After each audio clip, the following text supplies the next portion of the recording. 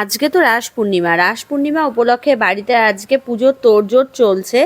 এইদিকে পূর্ণিমা পুজোর পুরোহিত মশাই চলে আসবে, আমার মোটামুটি প্রসাদ আর ফল কাটা কমপ্লিট হয়ে গেছে, আর সব রেডি করাই মোটামুটি হয়ে গেছে, এখন পুরোহিত মশাই আসলেই হয়।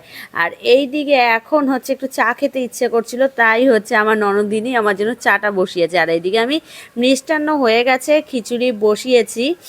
আর একা একা মানে কি অনেকটাই করতে হবে, আজকে প্রথমে সব কিছু রেডি করে নিয়েছি।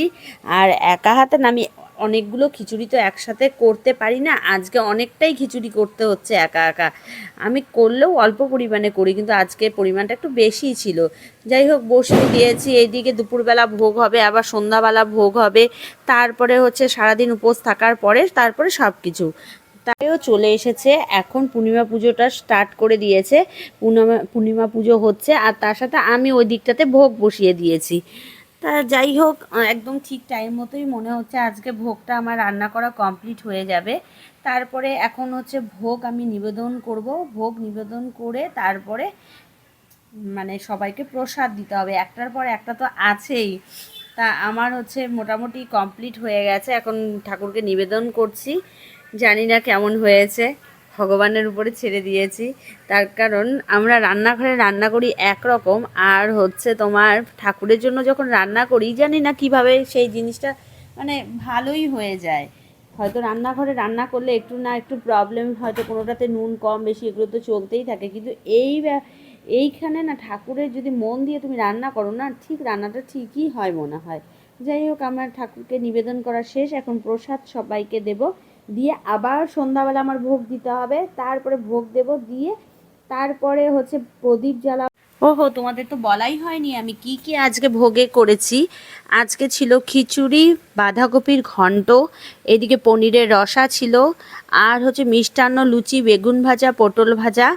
এই তো, আর এইদিকে দেখো একটা সুন্দর প্রজাপতি, একদম ঠিক এই যে দেখো, দেখতেই পারছো, একদম ঠাকুরের সামনে কখন থেকে বসে আছে। আমার ভিডিও মানে করেছি তখনও কিন্তু এর মধ্যেই ছিল, আমি মানে খেয়ালই করিনি। পরে যখন লাস্টে আমি ভিডিওটা এন্ড করি তখন দেখছি, দেখো আমি পরে না লক্ষ্য করলাম জিনিসটা, মানে ভিডিও করে নিয়েছি এর আগে, আমি কিন্তু তখন খেয়ালই করিনি। দেখো কতক্ষণ থেকে বসে আছে এই প্রজাপতিটা, দেখতে কি সুন্দর লাগছিল না।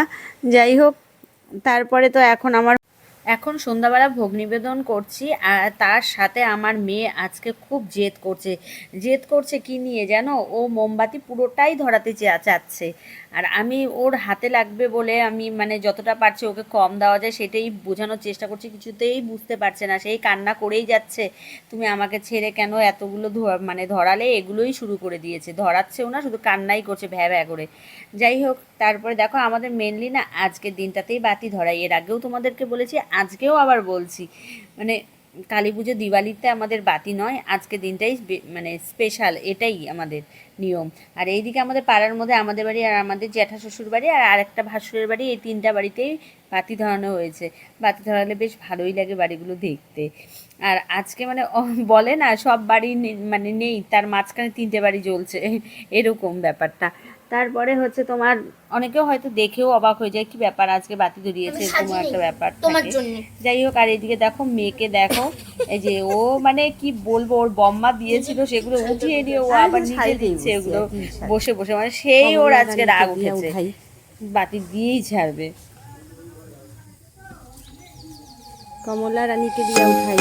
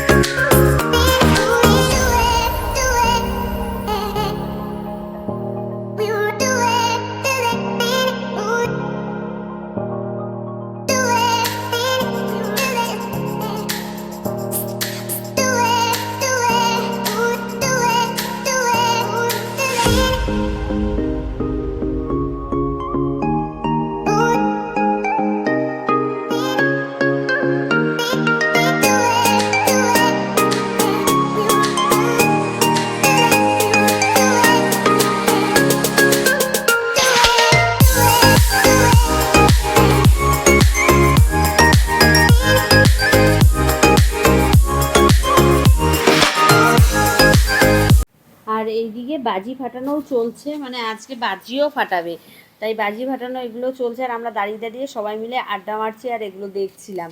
যাই হোক, আজকের মতো আমার ব্লগটাকে এখানেই এন্ড করছি। আশা করি তোমাদের খুব ভালো লাগবে। নেক্সট ব্লগ আসতে চলেছে কালী পুজোর ওই ব্লগ।